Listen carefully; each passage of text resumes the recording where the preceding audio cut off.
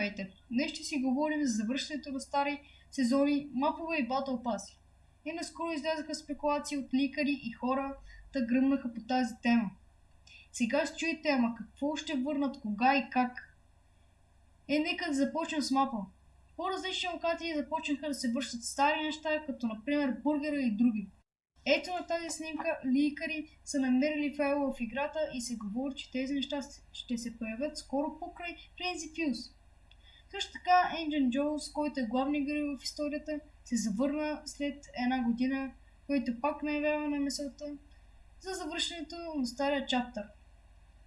В края на този сезон, демек началото на ноември месец. Говори се, че ще има нещо като портал. На всяка една седмица ще се добавят неща. От сезони на чаптър 1 до 10 сезон. Хикс сезона. После няма да се разруши мапа, а историята ще се промени. А какво ще се промени, ще разберем в следствие. Доколкото батъл пасите там, само може да гадаем и да мислим разни работи с комюнитито. Така че това, което казвам, е една събрана от мен информация, която съм подбрал от хора, които са публикували и ликари. Някои игри, които са видео и компетитив, имат практиката да завършат стари батъл паси или инклюзив скинове. Така че най-вероятно и Epic Games ще го направят това в бъдеще, тъй като, ако не знаете, Epic Games са в лошо финансово положение. И това е начин да си грабнат някои други парички. Да не говорим, че се уволниха половината екип.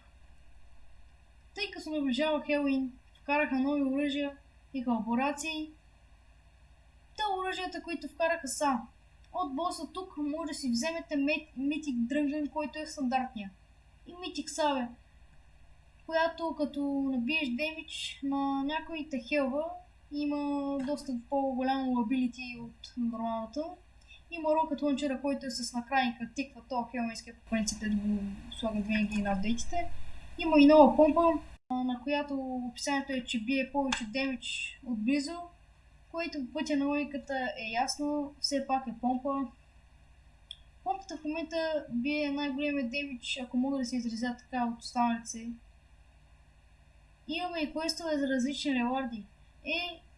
Колаборациите, които Epic Games направиха са: първата е с Disney, с Jack Skellет.